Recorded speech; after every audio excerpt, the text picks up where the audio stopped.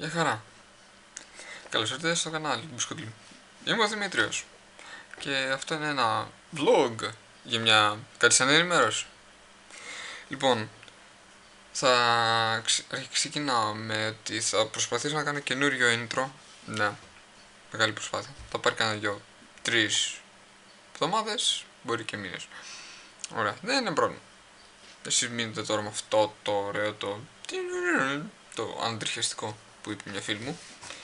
Λοιπόν, τι έχουμε για λέμε. Τώρα, χθες το βράδυ, δηλαδή σήμερα το βράδυ, με πήραν τηλέφωνο, δηλαδή σήμερα που είναι, να σας πω, 27, με πήραν τηλέφωνο 3 φίλες μου, ναι, ωραία, ναι, 1,5 ώρα το βράδυ, πολύ ωραία, μεγάλη χαρά. Εγώ με πήραν τηλέφωνο, σε κάποια φάση μου, ησυχία. Ήταν η Αγγελική, η Ασημίνα και η Βικτόρια.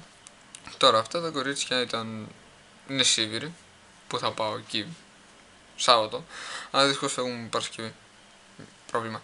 Τώρα, η Ασημίνα θα κάνει καινούριο κανάλι στο YouTube και θα ανεβάζει βίντεο.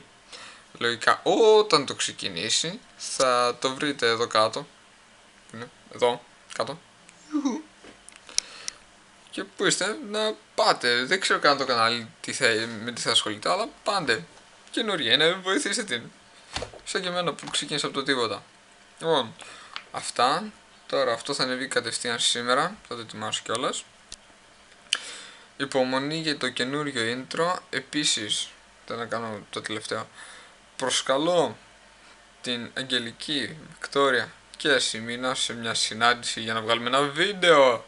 Ναι, και όποιος άλλος θέλει. Ναι, αρκεί να το ξέρω εγώ, μάλλον. Ή όποιος άλλος θέλει. Οκ. Άντε, γεια. Γεια χαρά.